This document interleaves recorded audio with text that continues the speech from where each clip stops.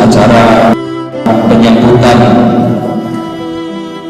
pada hari ini, yaitu yang pertama adalah pembukaan, yang kedua pembacaan ayat suci Al-Quran insyaallah oleh saudara Akrom, yang ketiga sambutan-sambutan. Yang pertama sambutan dari atas nama keluarga besar Ma'had Al-Madinah, yang kedua dari tokoh masyarakat, dan yang ketiga dari pimpinan Pondok Tahfidz Wadil Quran Tangerang, dan yang keempat untuk mengefektifkan waktu, kita buka acara ini dengan bacaan basmalah bersama. Bismillahirrahmanirrahim. Untuk selanjutnya pembacaan ayat suci Al-Quran insyaallah akan dibacakan oleh saudara Akrom. Untuk itu dipersilakan.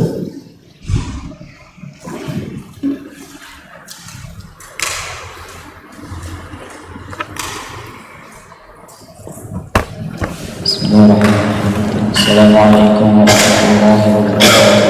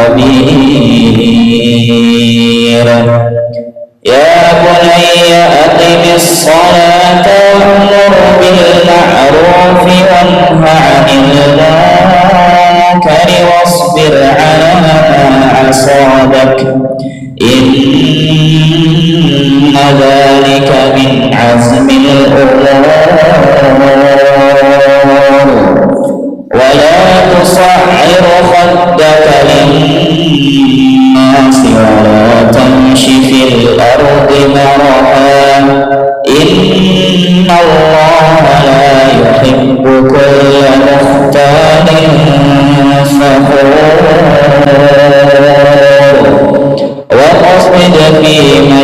وغض من صوتك إن أنكر الأصوات لصوت الحمير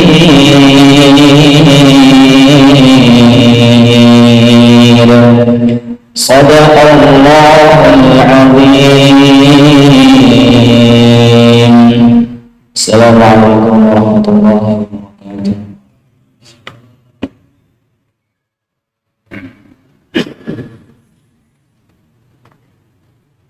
Jazakumullah khairan katsiran pada saudara kami yang telah membacakan sebagian ayat suci. Untuk acara selanjutnya yaitu sambutan yang pertama insyaallah akan dibawakan oleh keluarga Agus waktu dan tempat dipersilakan.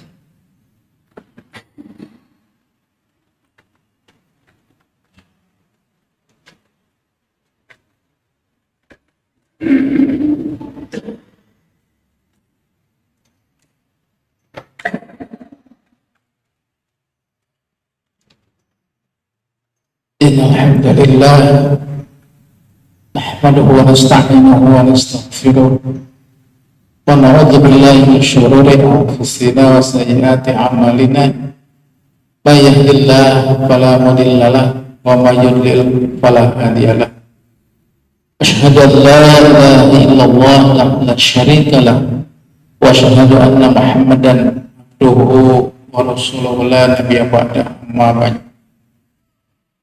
Ya hadirun ittaqullaha haqqa tuqatih wa la tamutunna illa wa antum muslimun.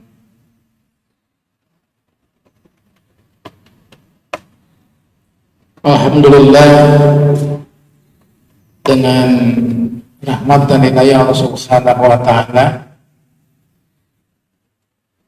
di pagi hari ini kita dapat berkumpul bertatap muka dengan keluarga besar dari Bapak Haji Muhammad sekeluarga, dengan santriwan dari Ma'had Wadil Quran dari Tangerang. Alhamdulillah, bagi kami mungkin yang paling gembira pada hari ini, karena mungkin dari dulu sudah mencita-citakan kami sekeluarga untuk adanya tahfidz di daerah Ciremai ini. Terlebih dahulu kami ucapkan terima kasih kepada keluarga besar dari Bandung dan dari Tangerang yang alhamdulillah pada hari ini sudah ada di tempat yang alhamdulillah bagi kami ini termasuk tempat yang indah di masjid ini, dan mudah-mudahan mendapatkan dengan rahmat dari Allah Subhanahu wa taala. Dan kami ucapkan terima kasih kepada para tamu undangan yang telah meluangkan waktu untuk hadir menyaksikan acara menyambut kedatangan santri dari Wadil Quran. Bapak-bapak, ibu-ibu yang saya hormati, sekilas saya akan menjelaskan tentang kenapa Masjid Al-Madinah itu, bahkan di map itu sudah ada Ma'had Tahfidz Quran Al-Madinah. Dulu ketika masjid ini selesai, ada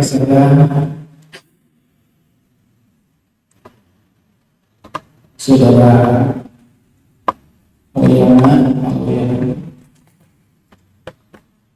Dia berkata, kumaha orang dijadikan teh markas rumah Al-Quran. Makanya dari sejak itulah kita dibikin Ma'had Al-Quran Al-Madinah. Sudah mungkin beberapa tahun. Bagaimana caranya supaya tempat yang ada ini bisa dimanfaatkan? Alhamdulillah ketika dulu ada Ustaz Ajeng Zakaria ke sini, saya berbicara panjang dengan beliau sehingga beliau menyarankan bagaimana kalau kerjasama dengan Radio Quran yang ada di Tangerang. Ya alhamdulillah saya ketemu dengan Ustaz Arif juga Ustaz Muhsin, sehingga Ustaz Muhsin beserta Ustaz Arif itu sangat-sangat menyetujui adanya Ma'had Tahfidz Quran di sini. Kata beliau, termasuk Ustaz Muhsin, Ustaz jangan di masjid di segede madrasah geus aya lebar pisan anu terima manfaatkeun. Sementara di Palembang katanya barudak santri tadi PHPP di imah-imah can boga tempatna. Jadi saya sangat tertarik sekali. Kemudian dengan dorongan keluarga dari Bandung dan dari sini, alhamdulillah mensupport supaya segera Ma'had Al-Quran ini dibuka. Dan mudah-mudahan di awal ini mudah-mudahan berkelanjutan, dan mudah-mudahan nanti mudah-mudahan banyak anak-anak yang keluar dari sini sudah fit Al-Quran. Insya Allah dari Tangerang baru 10 orang Ustaz ya. Dari Tangerang 10 orang, yang dari sini baru ada 5, kemudian ada yang daftar lagi. Ya insya Allah kurang lebih 20 orang Ustaz. Sudah ada, dan saya atas nama Ketua KDKM di sini mohon doa restu dari semua pihak ya, mudah-mudahan Ma'had Tahfidz Quran Al-Madinah itu berkelanjutan dan Allah memberikan istiqomah kepada kami, dan mudah-mudahan bisa berjalan dengan lancar. Dan ucapan terima kasih juga kepada bapak-bapak yang telah memberikan wakaf, dan ada yang wakaf 132 tumpang sawah ya, dan banyak juga yang menjariahkan sehingga terlaksananya pembangunan masjid dan asrama. Alhamdulillah dari masyarakat sekitar telah menyumbangkan dengan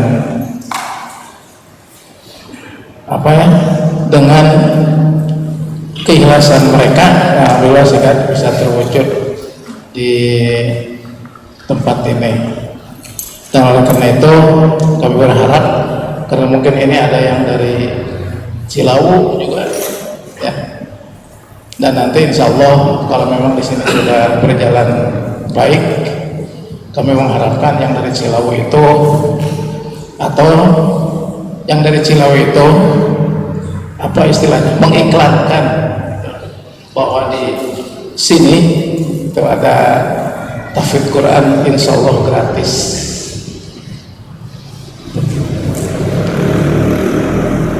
Ibu-ibu yang saya hormati, mungkin saya agak terharu gitu. Sudah lama menceritakan tentang adanya tahfidz, baru mungkin kali ini akan dimulai. Mudah-mudahan doa dari semua, mudah-mudahan tahfidz Quran yang ada di Kampung Cirengit, Ma'had Tahfidz Quran ini mudah-mudahan berjalan dengan lancar, dan mudah-mudahan mengeluarkan siswa-siswa yang tahfidz Quran. Untuk lebih lanjutnya insya Allah nanti oleh mudir Ma'had yang dari Tangerang akan lebih menjelaskan tentang manfaatnya adanya tahfidz. Mungkin itu yang saya sampaikan. Mohon maaf atas segala, dan mudah-mudahan kita semua mendapatkan rahmat dan firman dari Allah Subhanahu wa taala. Amin ya Allah ya rabbal alamin. Wassalamualaikum warahmatullahi wabarakatuh.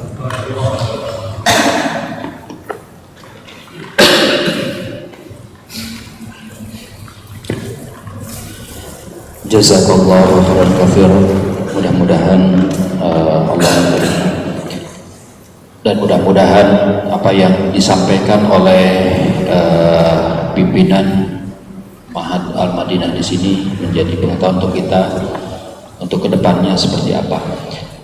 Untuk selanjutnya sambutan dari atas nama tokoh masyarakat yang ada di Kampung Cerengin, untuk itu kepada Bapak Wawan, silakan.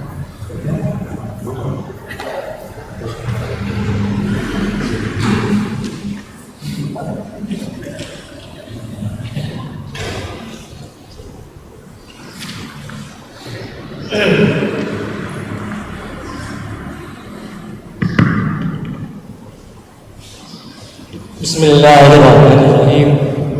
Assalamualaikum warahmatullahi wabarakatuh. Alhamdulillahilladzi arsala rasulahu bil huda wa dinil haqqi liyudhhirahu ala dini kulli walau karihal musyrikun. Asyhadu an la ilaha illallah. Susunan acara penyambutan pada hari ini yaitu yang pertama Dan abduhu wa rasuluhu amma ba'du. Terlebih dahulu marilah kita panjatkan puji dan syukur kehadirat Allah Subhanahu wa taala pada pagi hari yang cerah ini. Kita dapat berkumpul pada tanggal 6 Rabiul Awal, pada keluarga, sahabat, serta kita yang hadir di dalam acara ini. Mudah-mudahan bisa melaksanakan risalah beliau. Amin. Kami atau saya atas nama masyarakat Cerengin, khususnya umumnya masyarakat Desa Kersemenan, terlebih dahulu mudah-mudahan acara ini ada dalam ridho maghfirah Allah Subhanahu wa taala. Terlebih dahulu kami ucapkan terima kasih kepada guru kami Bapak Haji Ade yang telah memaparkan apa-apa yang tadi telah disampaikan. Begitu juga kami terima kasih kepada Al-Mukarram Kiai dari Tasik yang sudah hadir pada kesempatan ini, yang kami hormati Bapak Kesepuhan santriwan yang kami hormati, dan ibu-ibu yang sama-sama hadir di dalam kesempatan ini. Terima kasih kepada semua yang dapat hadir di sini. Di dalam kesempatan ini saya tidak banyak yang disampaikan, terutama alhamdulillah adik-adik santriwan penghafal Quran dengan rasa bangga atas nama masyarakat Cerengin dengan adanya pendidikan Al-Quran. Walaupun di Desa Kersemenan ini ada beberapa pondok pesantren yang banyak hafal Al-Quran, tapi yang formalnya baru ada satu, yaitu di Salam Gede, Rumah Tahfidz Al-Quran. Sekarang ditambah dengan alhamdulillah. Tidak ada harapan yang paling diharapkan, karena sekarang ini telah menjamur hafidz Al-Quran di seluruh Indonesia. Alhamdulillah, dengan adanya hafidz Al-Quran bisa menjaga dan meraksa Al-Quran yang telah diturunkan Allah Subhanahu wa Ta'ala. Allah yang menurunkan dan Allah yang menjaga. Tanpa usaha kita ini tidak bisa berhasil. Alhamdulillah, berjuta-juta hafid Al-Quran bisa menjaga keaslian Al-Quran. Karena pada saat ini banyak orang-orang non-muslim yang kadang-kadang ada yang Al-Quran itu harus direvisi sampai 300 ayat. Alhamdulillah, dengan adanya hafid Al-Quran, insya Allah Al-Quran akan terjaga selama-lamanya. Amin. Namun harapan yang paling mendalam, saya mengutip dari salah seorang tokoh, yaitu Alpian Tanjung. Kenapakah Indonesia ini adalah mayoritas Islam, tapi kan bagaikan buih di lautan? Seharusnya ia menjadi aparat lebih orang-orang yang hafal Al-Quran. Kata Alpian, tahun 67-an kepolisian yang berbintang 23 adalah yang di Cina komunis. Makanya apa keadilan Indonesia bagi umat Islam itu seolah-olah tertekan. Terjadinya 50 ada laskar FPI sampai sekarang kan pelakunya kan bebas dari hukum. Nah disinilah makanya kita harus terbatas jihad fisabilillah. Insya Allah dengan adanya hafid Al-Quran bukan cuma hafal tapi harus memanfaatkan, menafsirkan, mengamalkan yang paling utama, karena sekarang sudah banyak hafid Al-Quran. Alhamdulillah, sore tadi saya mendapat WA hafid Al-Quran dari Indonesia yang diselenggarakan di Saudi Arabia, yang dihadiri oleh 111 negara. Alhamdulillah, dari Sulawesi Utara di daerah Lahat Taujah sebagai juara hafid Al-Quran 30 juz, usianya baru 13 tahun. Alhamdulillah, merupakan kebanggaan Indonesia. Alhamdulillah dihargai oleh pemerintah Saudi Arabia, mendapat santunan 740 juta. Alhamdulillah.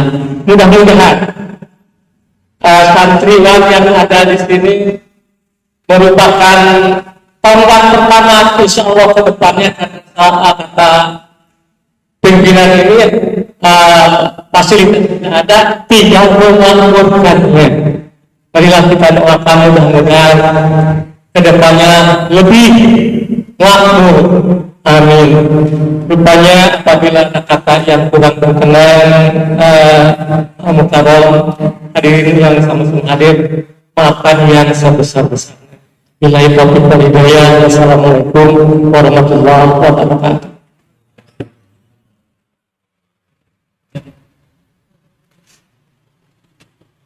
Terima kasih kepada Pak Wawan yang telah memberikan sambutan. Untuk selanjutnya, sambutan yang terakhir insya Allah dari pimpinan Pondok Tahfidz Wadil Quran Tangerang. Kepada beliau dipersilakan.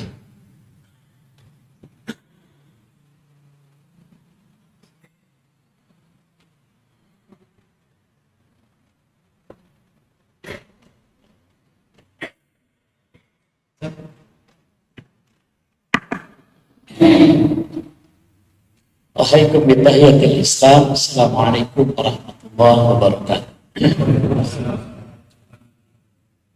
Alhamdulillah alladzi allafa baina qulubina fa asbahna bi ni'matihi ikhwana. Alhamdulillah alladzi bi ni'matihi tatimmus shalihat. Alhamdulillah kama khalaqtana Alhamdulillah kama razaqtana, Alhamdulillah kama hadaitana. Alhamdulillah hamdan katsiran tayyiban mubarakan fihi kama yuhibbu rabbuna wa yardah. Asyhadu an la ilaha illallah wahdahu la syarika lah wa asyhadu anna Muhammadan abduhu wa rasuluh addal amanah wa nasahal ummah wa jahada fillahi wa jihad. Kita bersyukur kepada Allah yang sudah melembutkan hati kita, menyatukan hati kita dalam satu naungan Al-Quran. Kita bersyukur kepada Allah, selalu memuji Allah yang sudah menciptakan kita. Kita senantiasa memuji Allah yang sudah memberi rezeki kepada kita. Kita senantiasa bersyukur dan memuji Allah yang sudah menetapkan hidayah untuk kita semua. Dan kita bersyukur kepada Allah yang sudah menganugerahkan nikmat terbesarnya, yaitu Al-Quran. Salawat dan salam semoga tetap tercurah kepada Nabi Allah Muhammad SAW, juga kepada keluarganya, para sahabat, tabi'in, dan seluruh umat. Dan kita berharap semoga nama kita, nama keluarga kita, nama istri kita, nama anak cucu kita, dan orang-orang yang kita cintai berada dalam deretan umat yang telah mendapatkan syafaatnya di yaumul qiyamah. Amin ya Rabb. Yang kami hormati, yang kami muliakan, ayahanda kita semua, ayahanda Allah yarham, Kang Mulyana, beserta keluarga. Yang kami hormati guru kita semua, Ustaz Adik, dan keluarga besar dari Pesantren Persatuan Islam Ancol. Yang kami hormati, yang kami muliakan, ayahanda, para tokoh agama, tokoh masyarakat di kampung Cileungit. Banyak lagi ya. Kampung Cileungit, Desa Kersam. Insya Allah di sini mah Kersam menjadi mana? Alhamdulillah. Kersam Medan, Kecamatan Rokong Kidul, Kabupaten Garut. Alhamdulillah. Yang kami muliakan, para penghafal Al-Quran, teman-teman Ahlul Quran, para pecinta Al-Quran, dan juga para hadirin yang insya Allah tidak kami sebutkan tanpa mengurangi syarat rasa hormat, tapi insya Allah senantiasa dimuliakan Allah Subhanahu wa Ta'ala. Izinkan saya di sini ya karena mewakili saja. Walaupun belum tua, karena dituakan ya harus tua. Bukan dalam rangka apa, tapi hanya sekedar untuk menyerahkan teman-teman. Semoga kehadiran di Ahlul Quran bertambah berkah kampung dan wilayah di sini insya Allah. Kalau di dunia saja sehebat apapun Eropa, sehebat apapun kota di Australia, di Amerika, tetap saja tidak bisa mengalahkan Mekah dan Madinah. Kota sucinya di dunia cuma dua, kalau nggak Mekah, Madinah. Kenapa? Karena Al-Quran diturun di tempat itu. Kenapa Lailatul Qadar itu menjadi istimewa? Karena di malam itu turun Al-Quran. Kenapa Rasulullah menjadi Sayyidul Anbiya? Karena kepadanya turun Al-Quran. Kenapa Malaikat Jibril menjadi Sayyidul Malaikat? Karena beliau yang membawa Al-Quran. Tepatnya di mana, waktunya kapan, siapa yang menerima pasti istimewa. Itulah keberkahan dari Al-Quran dan Ahlul Quran. Insya Allah. Kita berharap semoga datang Ahlul Quran ke sini menambah berkah kampung kita. Amin ya Rabbal Alamin. Pertama, saya ingin sampaikan kenapa saya membuat Wadil Quran, atau kenapa kita harus menjadi bagian dari program Tahfidz Quran. Pertanyaannya sebenarnya, Bapak, Ibu, seandainya kita nanti masuk surga semuanya, insya Allah, amin ya rabbal alamin. Insya Allah kita semua ahli surga, masuk surga. Pertanyaannya, apakah Bapak Ibu masih sholat di surga? Masih ngerjain sholatnya, Bu? Ya. Masih puasa? Ya. Masih sahur? Masih haji? Umrah? Ya. Masih sedekah? Siap. Jadi semua kewajiban itu sudah tidak kita lakukan lagi, sudah tinggal kita menikmati. Tapi ada satu kewajiban yang tetap kita lakukan. Walaupun kita sudah masuk surga, tetap ada satu kewajiban di dunia ini yang mesti kita lakukan. Apa? Tilawatul Quran. Baca Quran. Yang fenomena hari ini, kalau orang masuk TPA usia SD, nanti kalau sudah lulus SD, nggak masuk TPA lagi, udah nggak ngaji lagi, udah hafal. Padahal ngaji itu jangankan kita lulus SD, lulus SMP, kita sudah mati saja, sudah masuk surga saja masih disuruh ngaji. Untuk apa? Ada hadisnya. Rasulullah menyatakan, Iqra wartaqi. Bacalah Al-Quran. Setiap ahli surga disuruh baca Quran. Fa inna manzilatuka fi akhir ayatin taqra'uha. Karena tingkatan surganya tergantung ayat terakhir yang dibaca. Kira-kira kalau kita baca Quran nanti di akhirat yang dihafal oleh kita itu sampai di ayat surat apa? Surat Al-Fatihah apa? Insya Allah. Baca, masuk surga, baca Al-Fatihah, 7 ayat, berarti 7 tingkat. Ditambah lagi Al-Baqarah, ya. Baca Al-Baqarah berapa ayat? 286 apa? Baca Al-Baqarah, baru 5 ayat berhenti. Ayat nama 5 ayat. Loncat Ali Imran, Alif Lam Mimnya aja. Loncat An-Nisa lewat, Al-Maidah lewat, Al-An'am, Al-A'raf lewat. Langsung aja kulhu lagi. Berarti sama, kulhu berapa ayat? Ayat. Kalau An-Nas berapa ayat? Aduh, cuma 20 ayat yang kita baca, berarti 20 tingkat. Di tingkat 20. Kalau begitu tingkatan surga ada berapa? Surga ada berapa tingkat, Pak? Ada berapa tingkat surga? Surga itu tingkatannya sejumlah ayat dalam Al-Quran. Ada berapa ayat?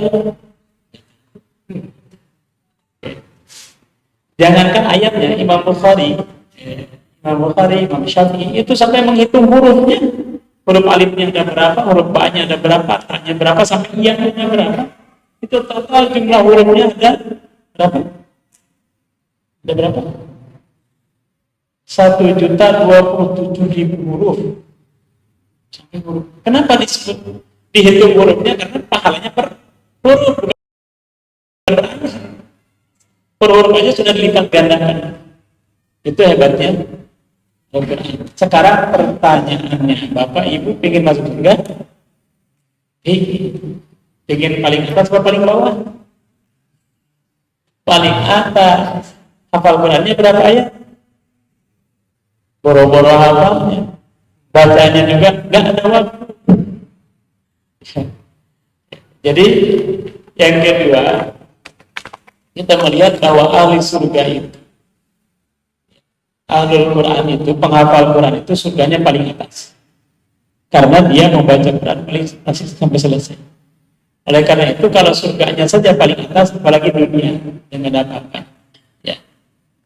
Makanya tidak heran kalau Umar bin Khattab ketemu dengan ketemu dengan Abdul Harith, gubernur Mekah. Ketemu di Usfan. Usfan itu dari Madinah 78 kilo. Ketemu dengan urusan yang sudah undangan dari Khalifah Umar. Khalifah Umar ketemu dengan gubernur Mekah namanya Abdul Harith. Khalifah Umar nanya, Abdul Harith, sementara kamu tugas kemari, yang menggantikanmu jadi gubernur Mekah siapa? Ibnu Abzi. Sayyidina Umar bilang, siapa Ibnu Abzi? Kau baru dengar? Ibnu Abzi itu mantan budak. Serta merta kemudian wajah Umar memerah, kemudian tangannya megang keraknya Abdul Haris, gubernur Mekah itu, sambil bilang, tega-teganya kamu menyerahkan kota suci Mekah, ya, diwakilkan atau wakil kamu, ya, menggantikan kamu, hamba sahaya atau mantan budak. Ya, ini penghinaan. Apa kata Abdul Haris? Wahai Amirul Mukminin, kami memilihnya karena tidak ada yang lebih kuat hafalannya, lebih paham ilmu waris, dan lebih paham terhadap Al-Quran, melebihi pahamnya Ibnu Abzi. Barulah kemudian lepas tangan Sayyidina Umar, seraya Sayyidina Umar bilang, aku teringat hadis Nabi, Innallaha yarfa'u bihadzal Qur'an aqwaman wa yad'u al-akhar. Allah akan mengangkat derajat satu kaum karena dia dekat dengan Al-Quran, dan Allah akan menghinakan kaum yang lain karena meninggalkan Al-Quran. Ternyata seorang hamba sahaya bisa jadi gubernur kota suci Mekah, apalagi yang bukan hamba sahaya, apalagi yang merdeka-merdeka kayak begini, tentu lebih gampang jadi presiden, ya. Tentu jadi presidennya yang tidak menyengsarakan.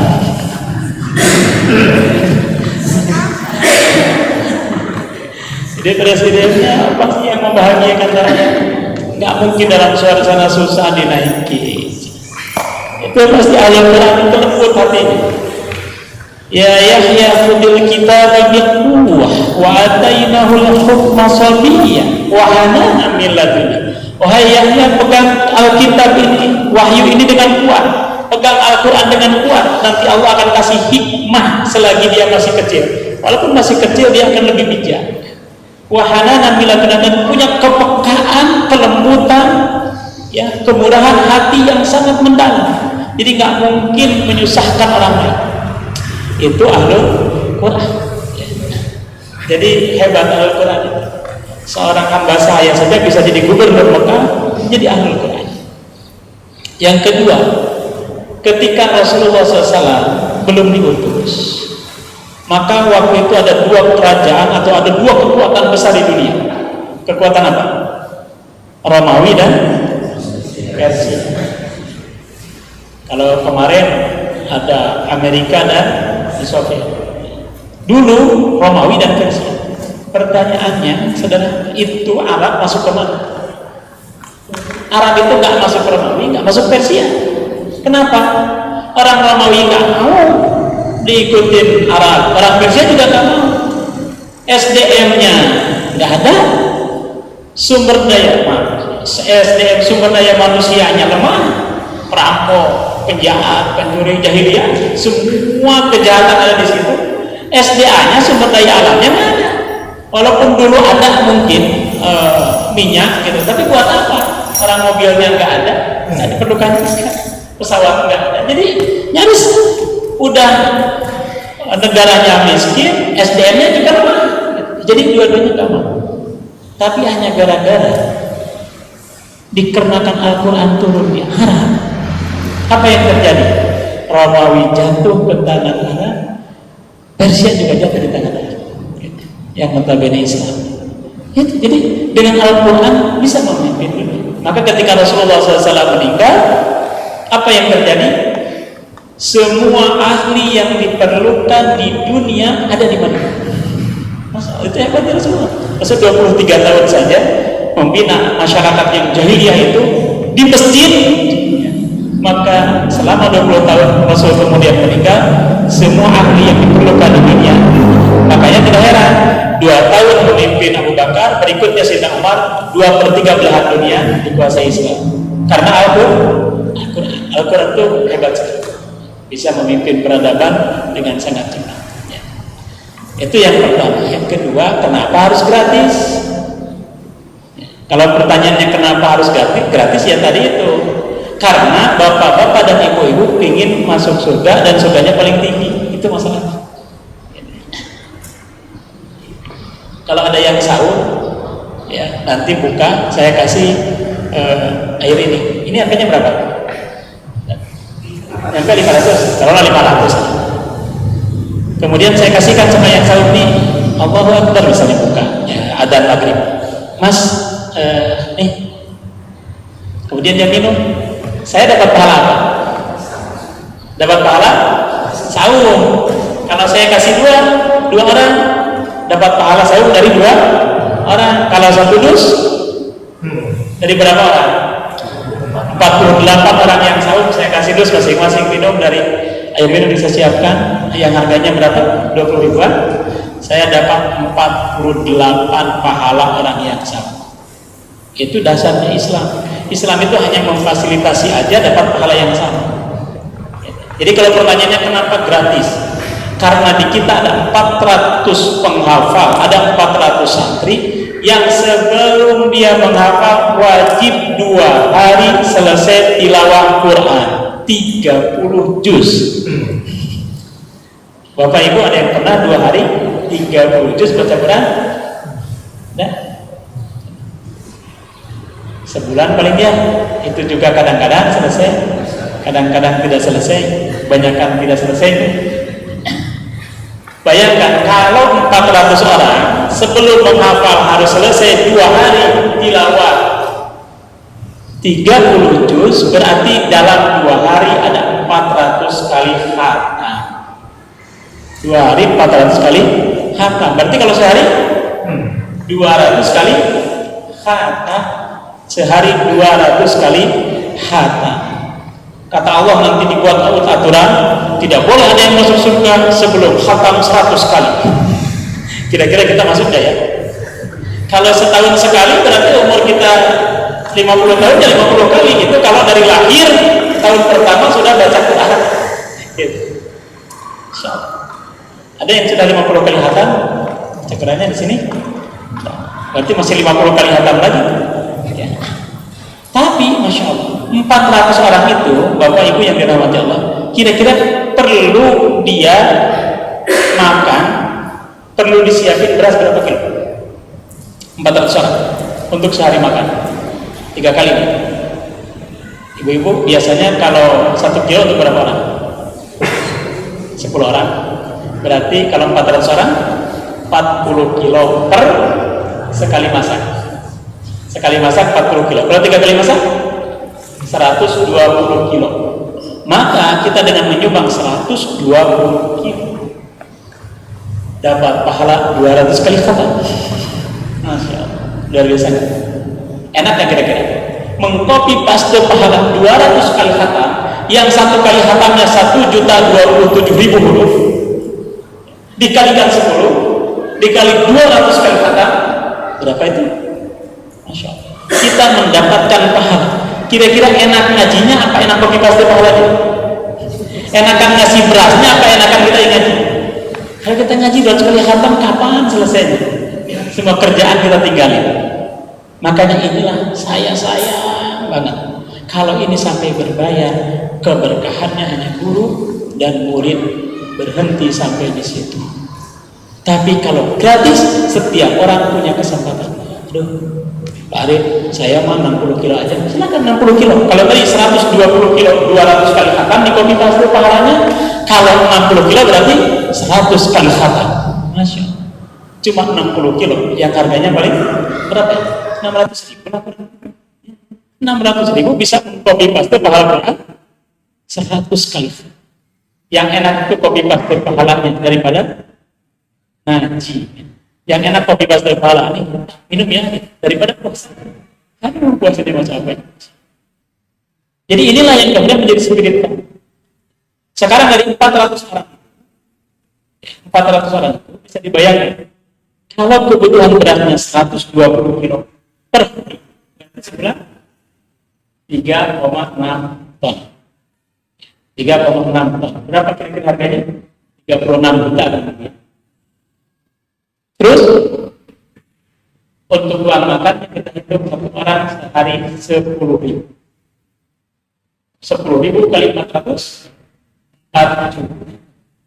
Harus siapa untuk uang lauk. 4 juta kali 30 hari 120 juta tambah 36 juta 156 juta tambah untuk bayar gurunya 50 juta kurang lebih berapa? 200 juta per bulan. Gratis sampai hari ini tidak ada satupun yang berani, Pak Ustadz saya tiap bulan 100.000 ya, insya Allah saya donasi 100.000 aja nggak ada, gimana 1 juta? Jadi sampai hari ini belum ada donatur tetap satu orang. Kalau bapak-bapak ingin daftar silakan. Saya Pak Ustadz 10 juta. Apa kata para pengusaha? Kalau begitu caranya, donaturnya belum jelas, kebutuhannya sudah pasti, saya bisa pastikan paling 2 bulan sudah bubar wadil Quran. Saya bilang, nggak apa-apa, punya pandangan begitu sah-sah saja. Tapi Allah sudah bilang, fasatuhiru wa yubsirun, silakan buktikan pandangan kamu yang benar atau mujizat Allah.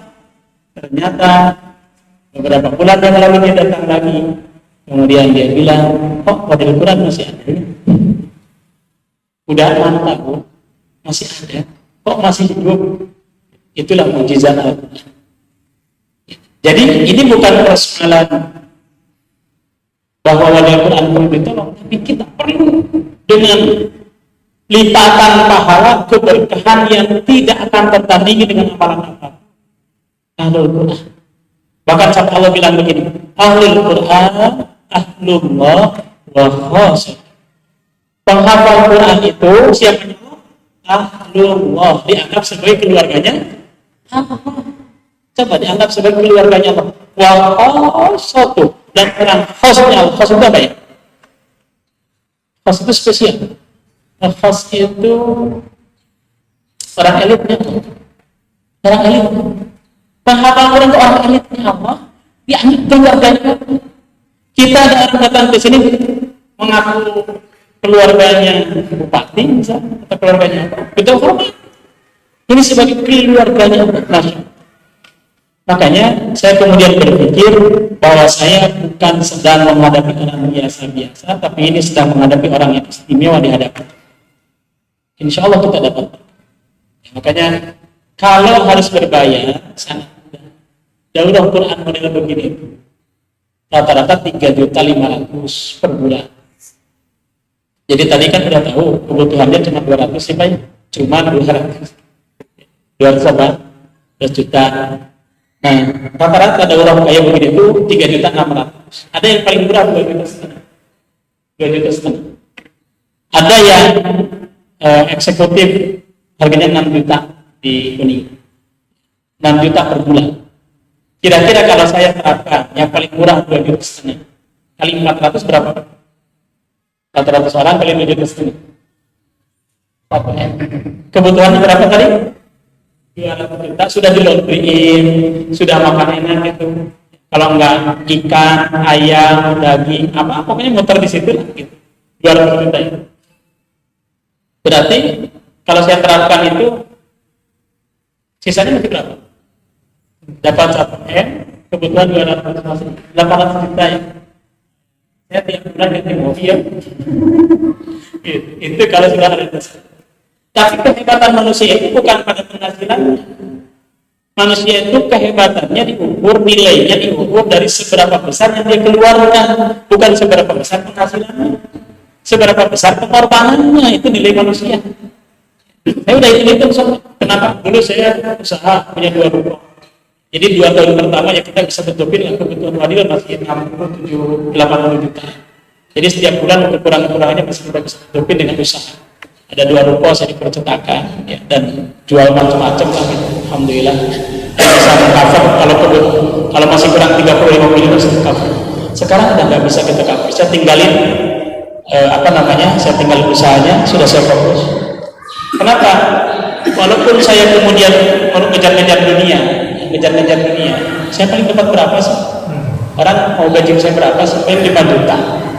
10 juta, udah saya hitung. Kalau 10 juta juga, saya sebulan ada yang gaji 1 tahun berapa? 120 juta. 10 tahun 1,2 M. Saya paling umur 30 tahun lagi atau 40 tahun lagi paling lama. Itu di kisaran 3,6 4 M kurang lebih. Murah banget gitu. Saya bilang daripada murah begini, kalau ada sekarang minta beli mata saya 4 M, nggak akan saya jual, murah banget gitu. Kalau saya ngurusin dunia, udah saya ngurusin Quran totalitas. Saya tinggalin lagi usaha yang tadi saya tinggalin semua. Ya. Kenapa? Karena tidak mencukupi untuk kebutuhan. Jadi kalau kemarin mungkin gini Allah, masih usaha. Gitu. Kalau sekarang ini udah nggak usah. Jadi walaupun sampai hari ini belum ada donatur tetap, masya Allah, kita bisa berjalan tanpa punya hutang dan semuanya alhamdulillah tidak pernah terjadi protes tidak makan.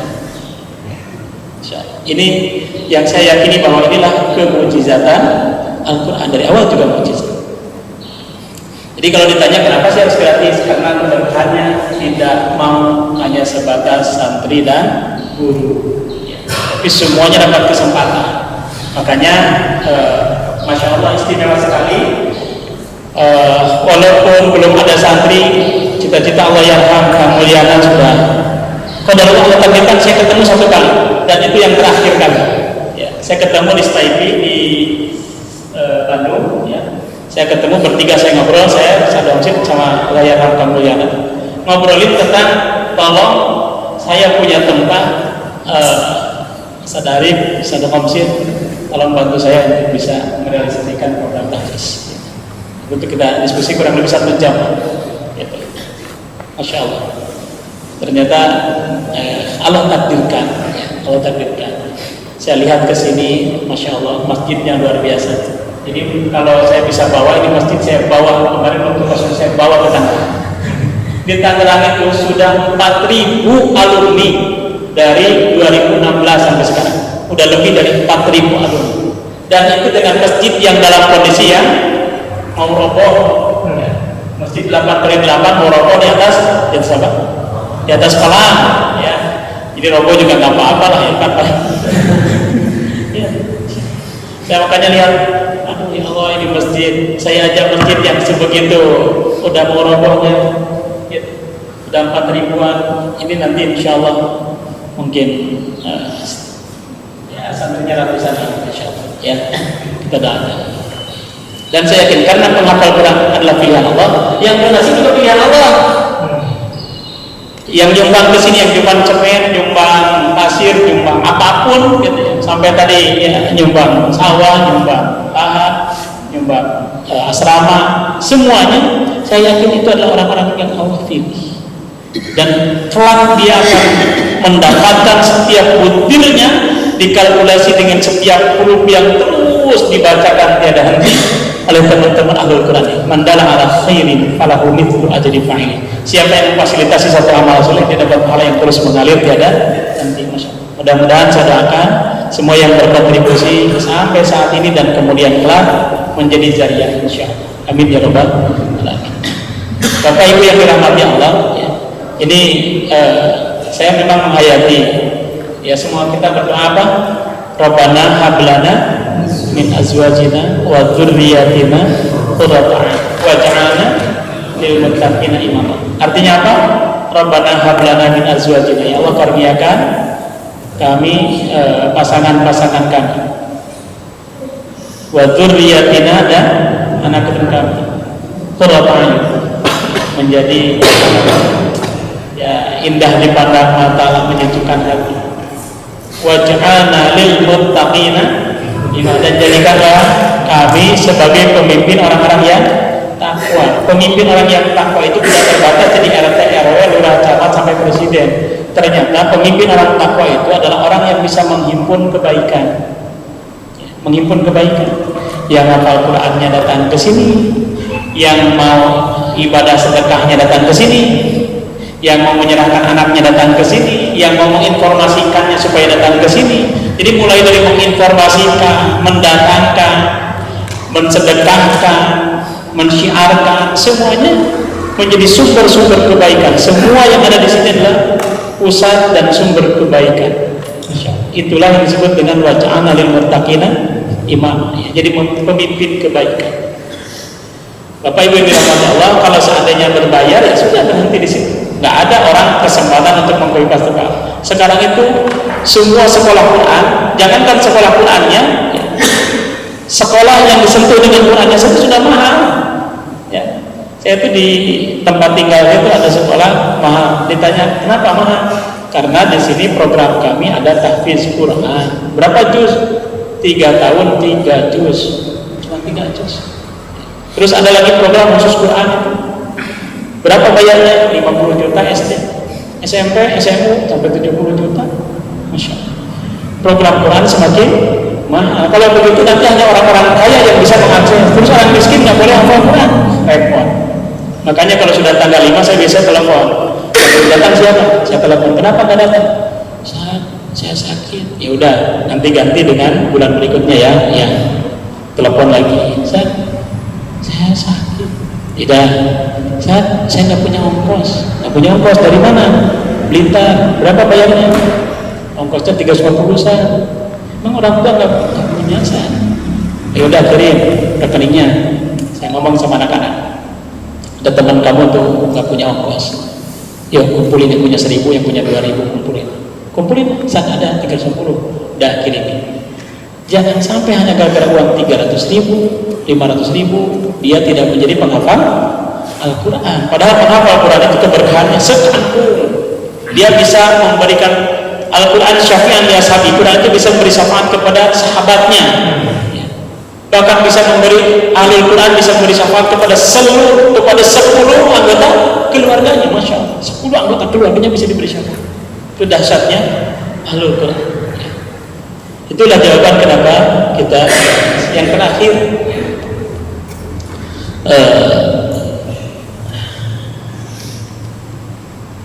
terus bagaimana proses menghafal di tempat kami ya, di Wadil Quran. Di Wadil Quran itu ada 3 atau 4 tahap. Pertama ada tahap ziyadah itu jadi menghafalnya per halaman ya, menghafal satu halaman hafal setorin, halaman berikutnya dihafal lagi setorin lagi, berikut hafal setorin lagi terus. Targetnya kalau di awal dulu 24 halaman jadi 1 bulan selesai. Sekarang saya turunkan jadi 12 halaman jadi 2 bulan selesai. Kalau ada yang tidak selesai berarti bermasalah. Apakah karena malas, kurang semangat, atau karena yang lain ya.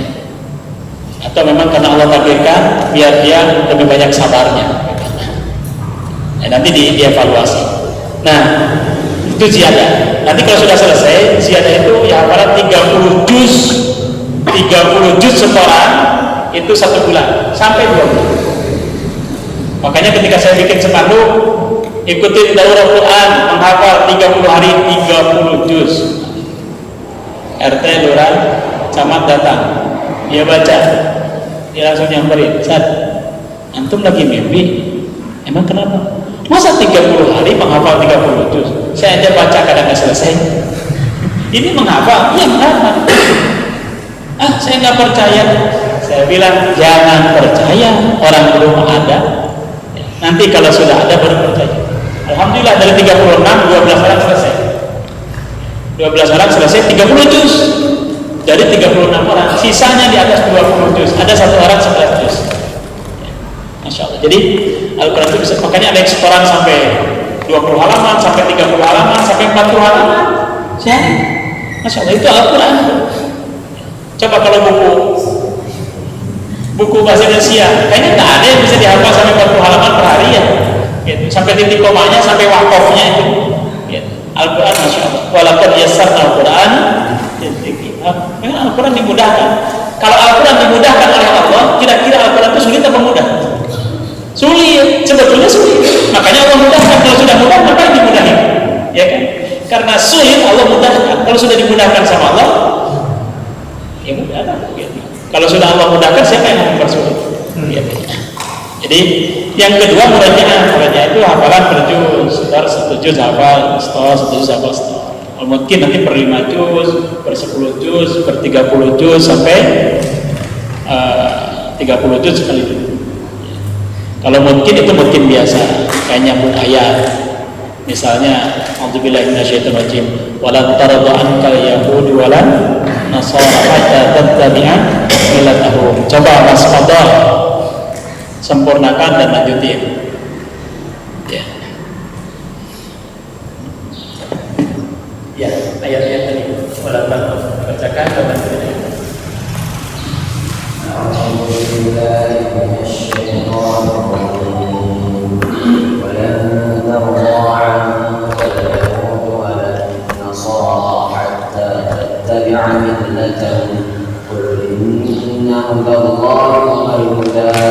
ولئن اتبعت أهواءهم بعد الذي جاءك من العلم ما لك من الله من ولي ولا نصير الذين آتيناهم الكتاب يتلونه حق تلاوته أولئك يؤمنون به ومن يكفر به فأولئك هم الخاسرون الله ولي الذين آمنوا يخرجهم من الظلمات إلى النور. والذين كفروا أولياءهم الطاغوت يخرجونهم من النور إلى الظلمات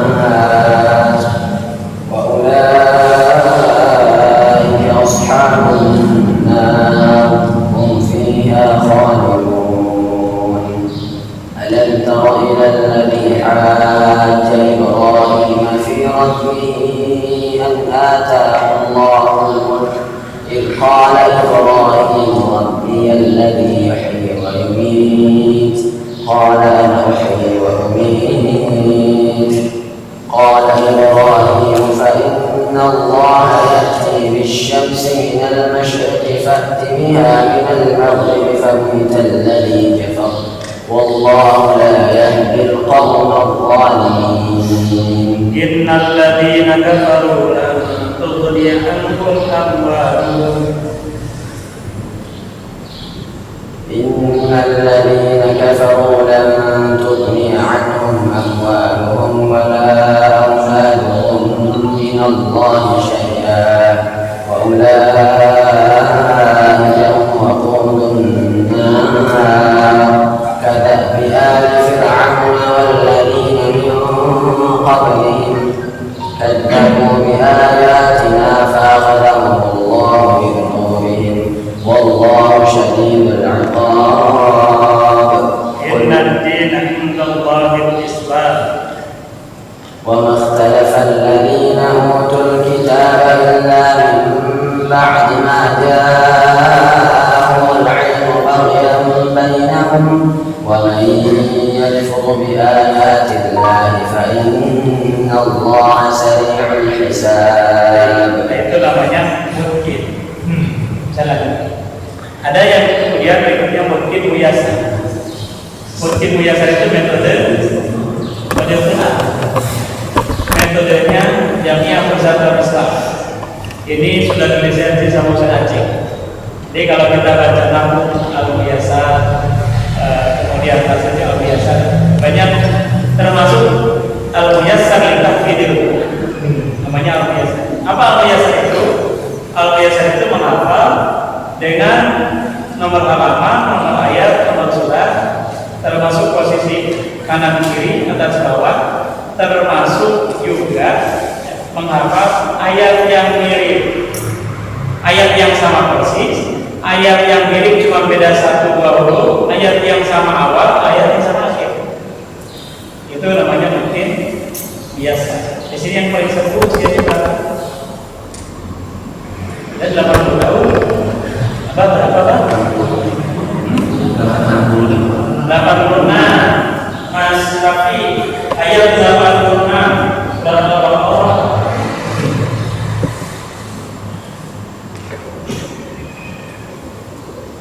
Ya.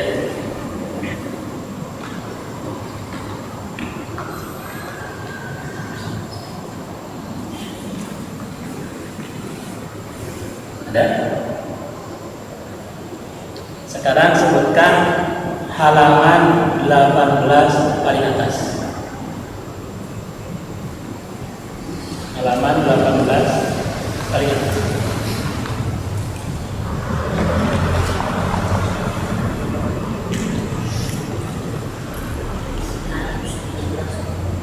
Ayat berapa? Bisa dilihat ulannya. Halaman 18 paling atas katanya ayat 113. Coba gimana bunyinya?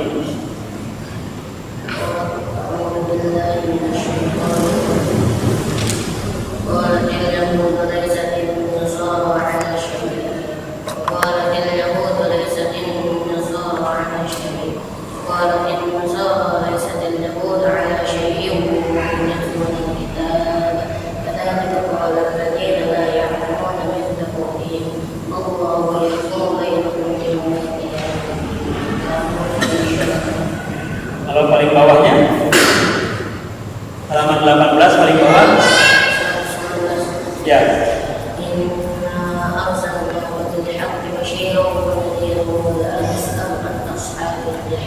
Ayat sebelumnya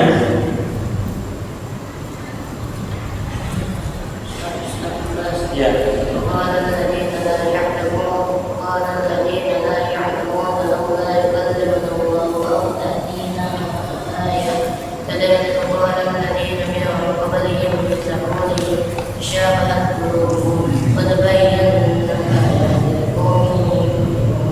Maju 5 halaman paling bawah.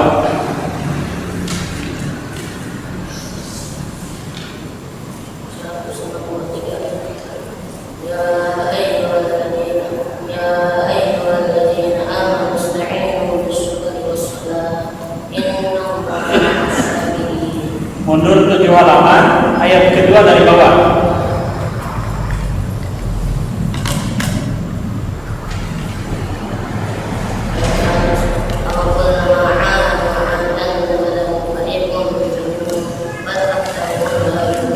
Ayat sebelumnya.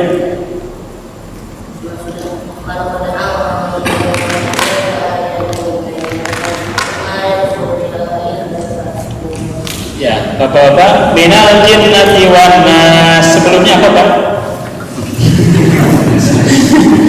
Jadi bisa maju, bisa mundur. Itu namanya mungkin muyasar.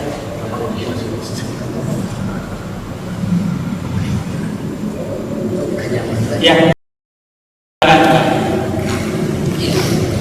Jadi mungkin muyasar itu ayatnya bisa maju, bisa mundur, bisa diacak, tapi nggak ngacak kata Quran.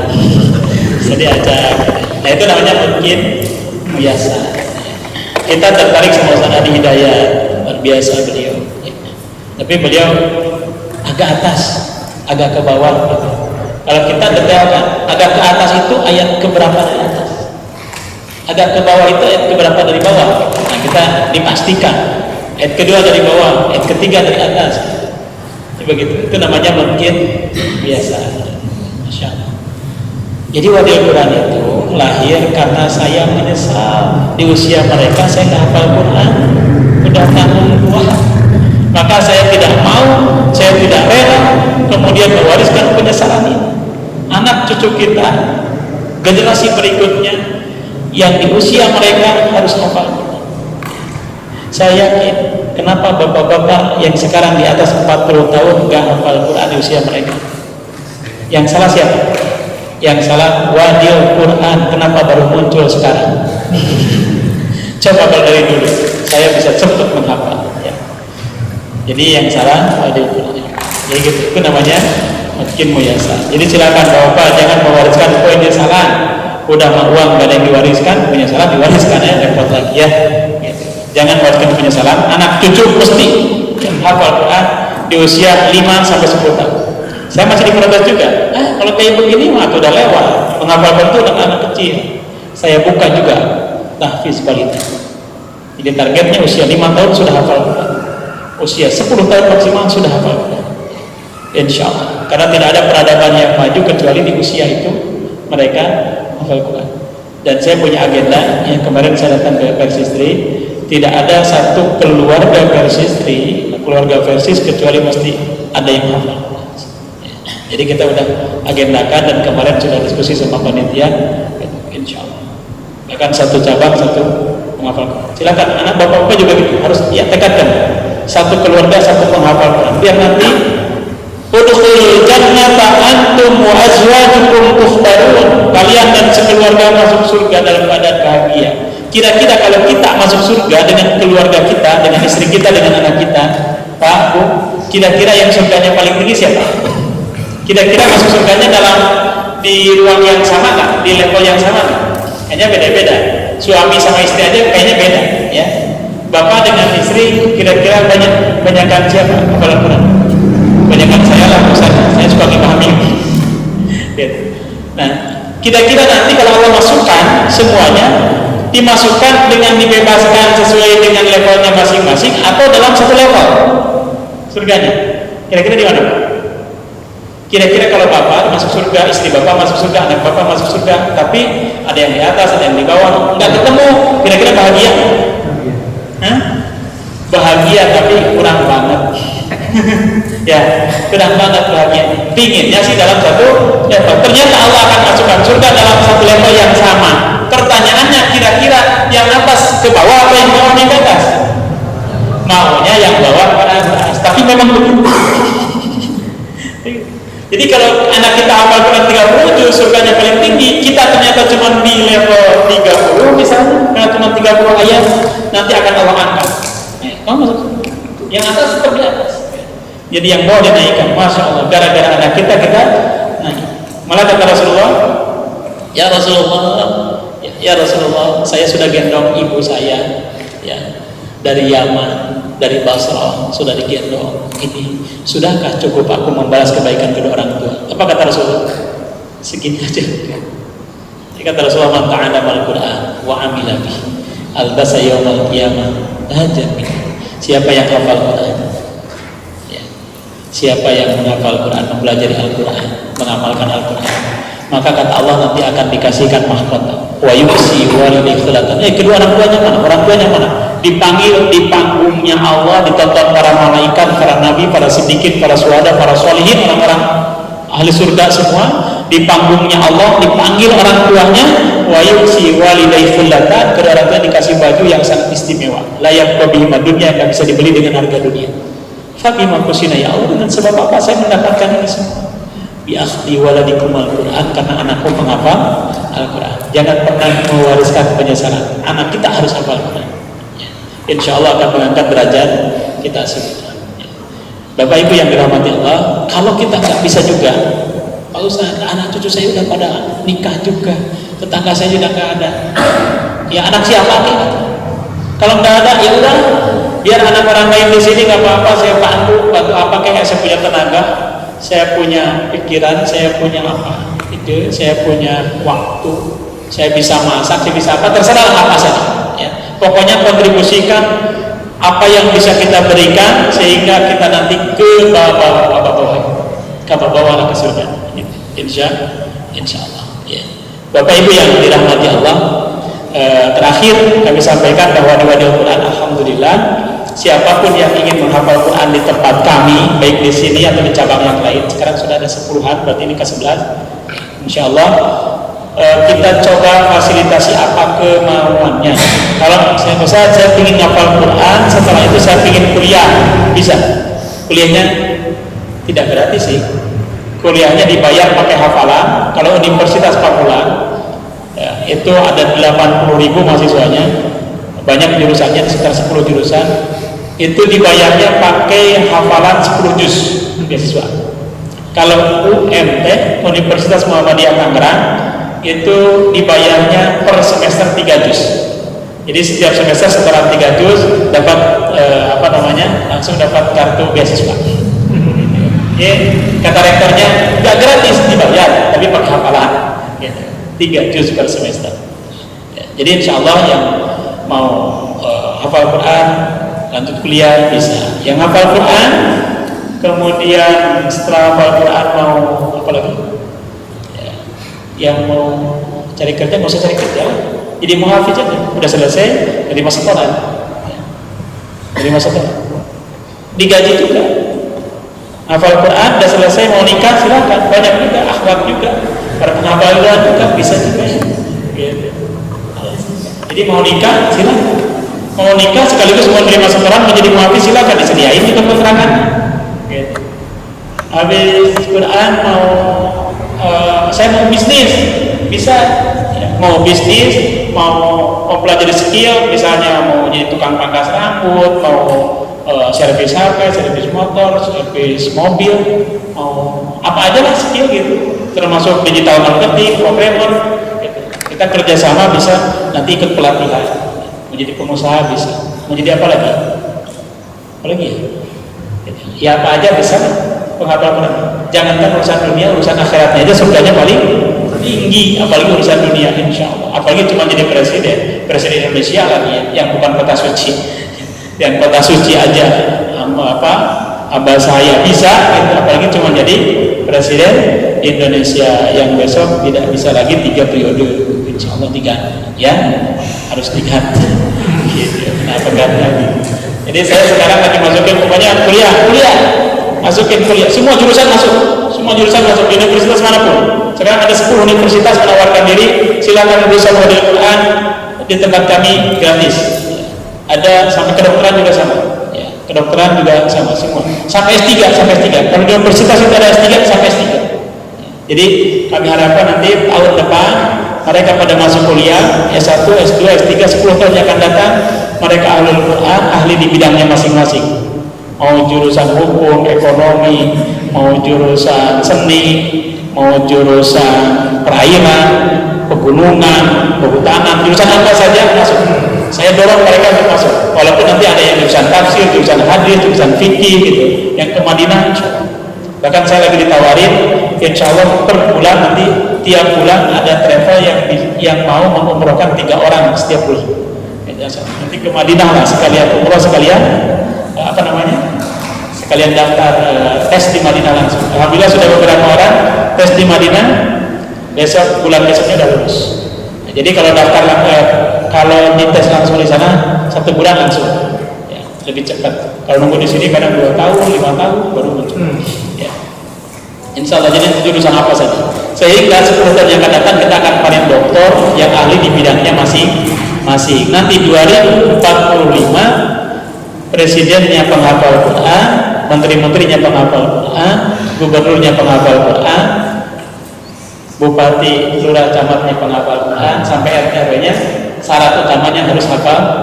Dan mereka tidak bingung lagi ketika mencari menteri ahli apa saja ada dari penghafal Quran. Insya Allah kita persiapkan, mudah-mudahan. Kita yang penting kita dorong, enggak dinikmati oleh kita enggak apa-apa, yang penting kita bisa mendorong mereka jadi ahli di bidang masing-masing, insya Allah. Sebagaimana dulu sudah pernah terjadi, bagaimana ketika orang masuk rumah sakit, maka ketika dia keluar dihitung sepanjang di rumah sakit berapa hari, nanti masa penyembuhannya berapa hari, kebutuhannya per hari berapa, maka akan dikasih uang sebanyak itu oleh rumah sakit, sehingga ketika keluar dari rumah sakit betul-betul sehat.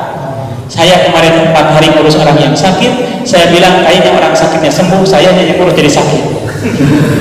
Kenapa? Ngurusnya luar biasa, administrasi berkas-berkasnya susah banget, udah gitu harus bayar sampai hampir 50 juta.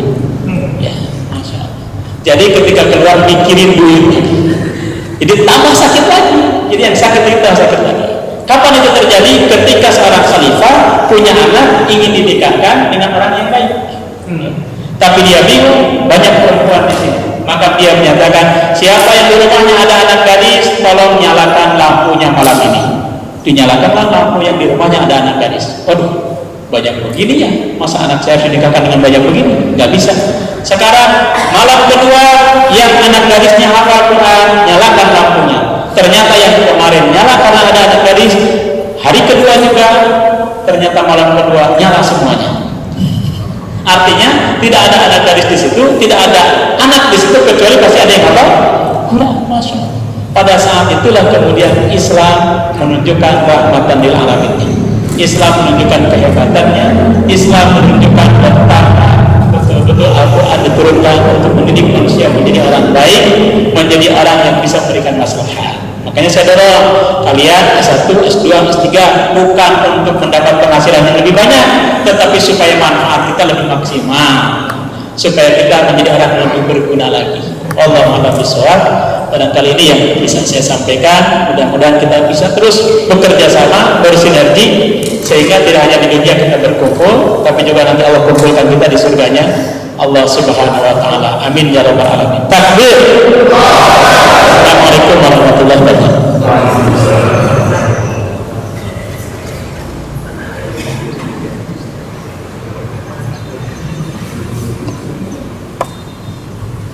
Alhamdulillah ya yang telah memberikan memaparkan kebaikan Al-Quran dan juga memotivasi kita untuk dapat berkecimpung dalam bagaimana memakmurkan Al-Quran, dan mudah-mudahan kita semua termotivasi dan mudah-mudahan negara kita berkah karena Al-Quran. Amin ya Allah ya rabbal alamin. Sebelum ditutup, mungkin ada perkenalan katanya dari sebagian santri. Enggak, Ustaz, diperkenalkan santri di mana wae itu? Ustaz Imam. Enggak, perkenalan ini santrinya ada dari Makassar katanya, dari mana? Enggak.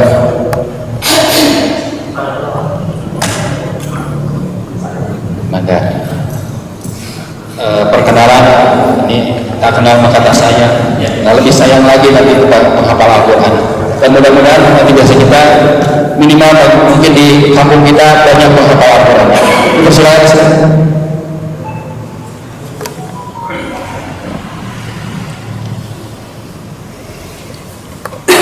Namanya siapa? Ahmad Mufaddal. Alhamdulillah. Silakan.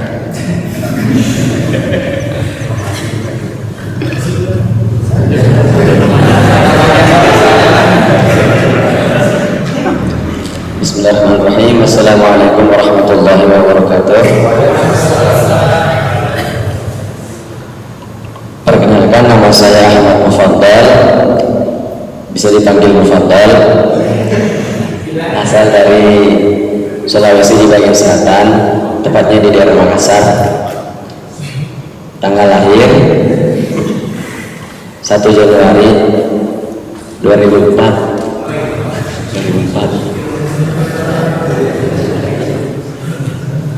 Belum nikah.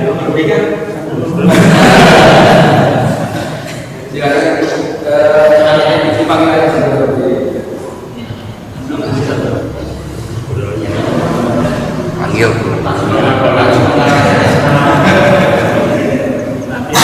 Suruh berdiri aja.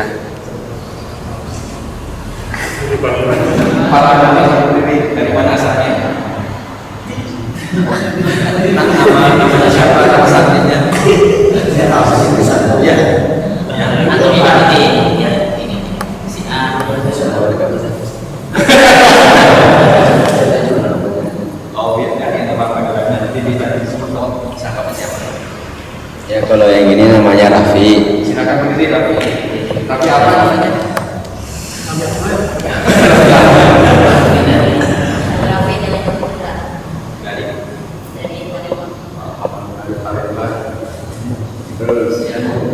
Istilahnya tanggal lahir.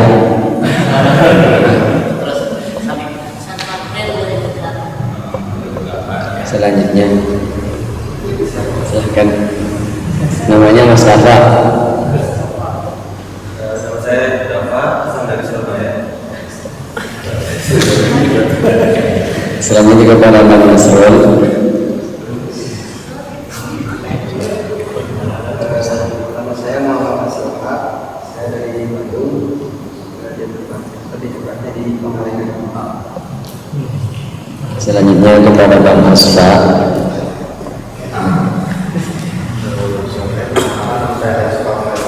Asal dari Bandung, Kabupaten Bandung, tepatnya di Cibay. Selanjutnya Bang Husain. Bang Husaini. Nama saya Zaini Ramadan, asal dari Bandung. Selanjutnya Bang Akram. Nama saya Akram Ismail, asal dari Depok. Selanjutnya Bang Ilman.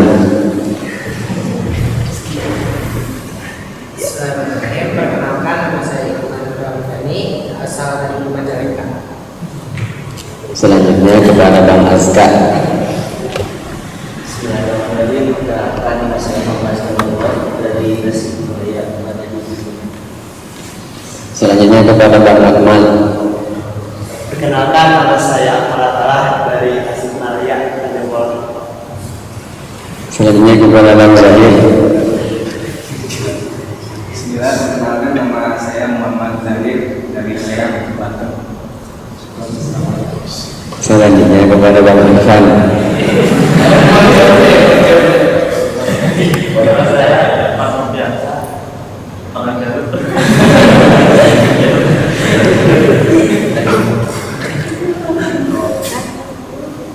Ya, mungkin itu saja. Terima kasih. Assalamualaikum warahmatullahi wabarakatuh.